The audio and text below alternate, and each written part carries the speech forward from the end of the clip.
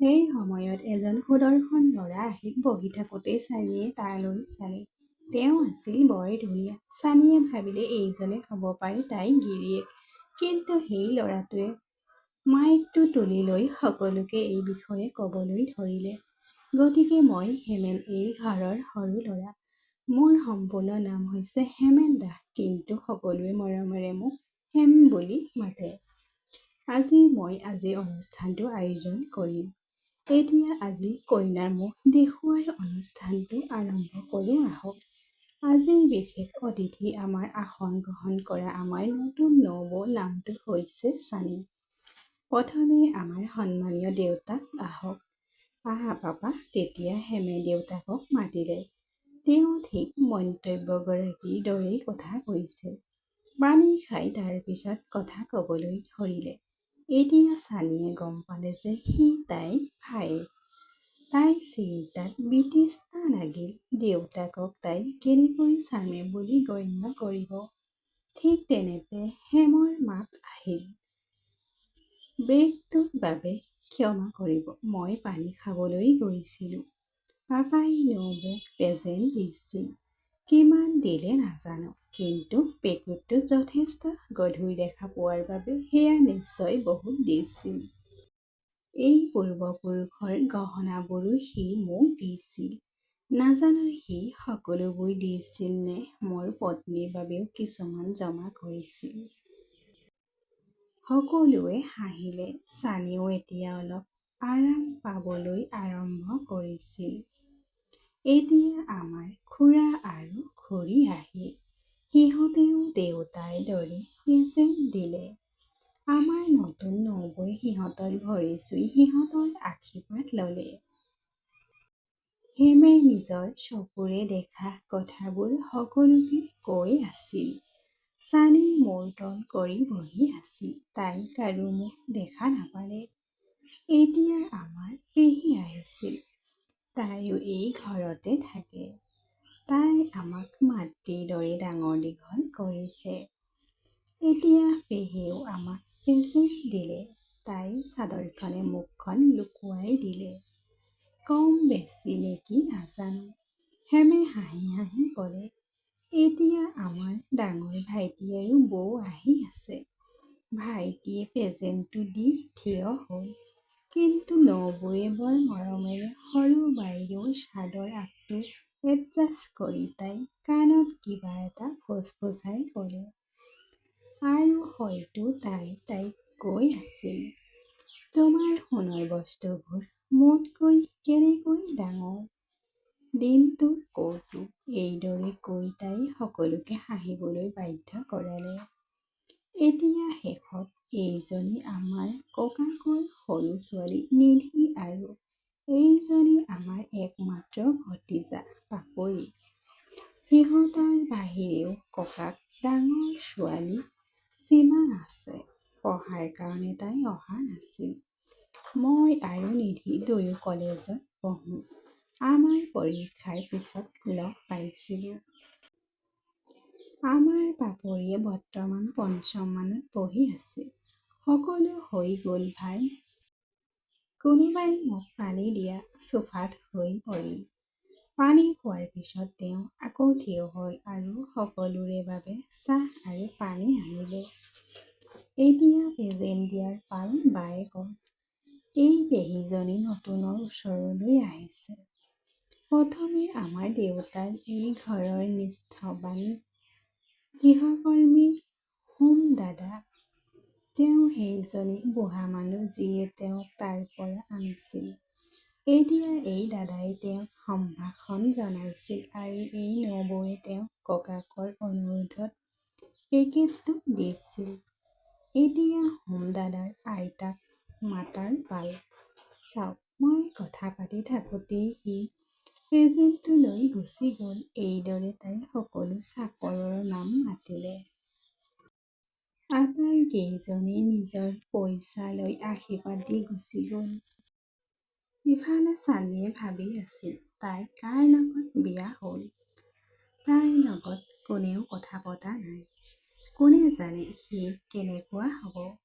তাৰ পিছত তাইৰ পেহীয়েকক কৈছে যে এটাকৈ পেকেট নিধি আৰু পাপৰিলৈ।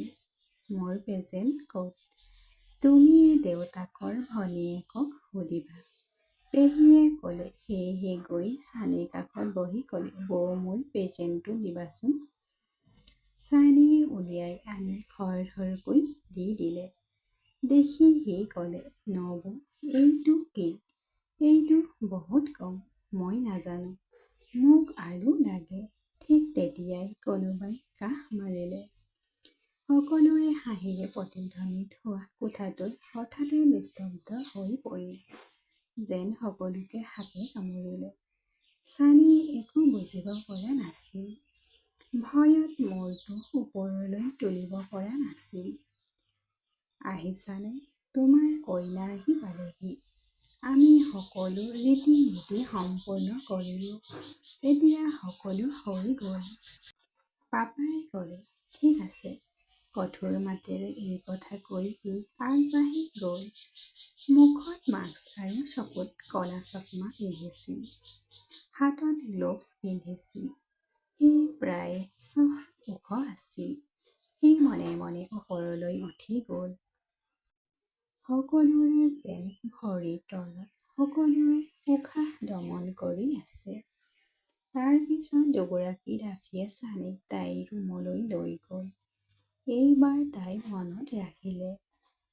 লিফ্টৰ পৰা আহি থাকোঁতে 2টা নম্বৰ। তাৰ পিছত নামি সোঁফালে থকা দ্বিতীয় কোঠাটোত তাই আছিল। দুৱাৰখন খোলা আছিল।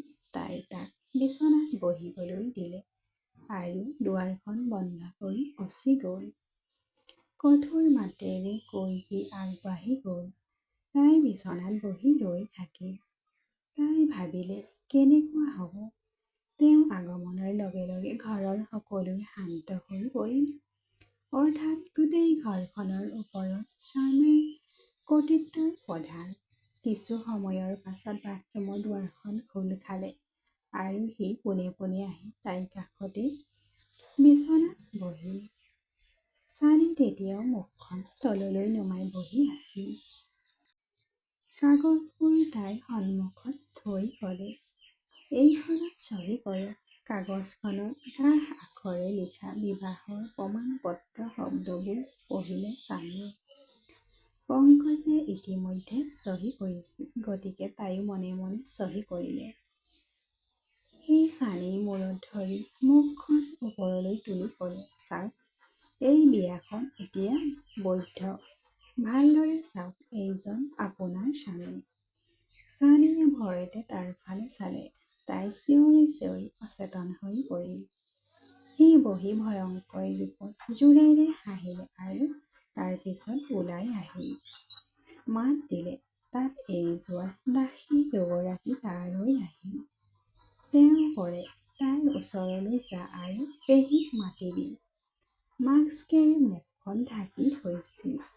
কি হ'ল পংকজ? আহি পোৱাৰ লগে লগে খুৰীয়েকে সুধিলে। আণ্টি, তাই অজ্ঞান হৈ গৈছে। ৰবিক ফোন কৰক, তেওঁ ক'লে। পেহীয়েকে ফোন কৰিলে। ৰবি আছিল তেওঁলোকৰ ফেমিলি ডাক্তৰ। পৰীক্ষা কৰি ডাক্তৰে সুধিলে, ৰাতিপুৱাৰ পৰা একো হোৱা নাই নেকি? পংকজে পাপাৰ ফালে চালে। তেওঁ দাদাৰ ফালে চাই ক'লে, ছাৰ, মই ভুল কৰিলোঁ। তাই একোৱেই নাখালে। আমি আনকি তাইৰ বাবে খাদ্যও আনিছিলোঁ, কিন্তু তাই স্পৰ্শ কৰা নাছিল। ইয়ালৈ অহাৰ পিছত মই কামত ব্যস্ত হৈ পৰিলোঁ। যাওক, খাদ্য আনিব। তোমালোকৰ সকলোৰে খাদ্যৰ মনত পৰিল, কিন্তু তাই খালে নে নেখালে কোনেও মনত পেলাব পৰা নাছিল। পাপাই সকলোকে বকিবলৈ ধৰিলে। তেওঁ জানিছিল যে পংকজৰ খং উঠিলে সকলোকে খোৱা বন্ধ কৰি দিব। চানীয়ে চেতনা ঘূৰাই পাইছিল।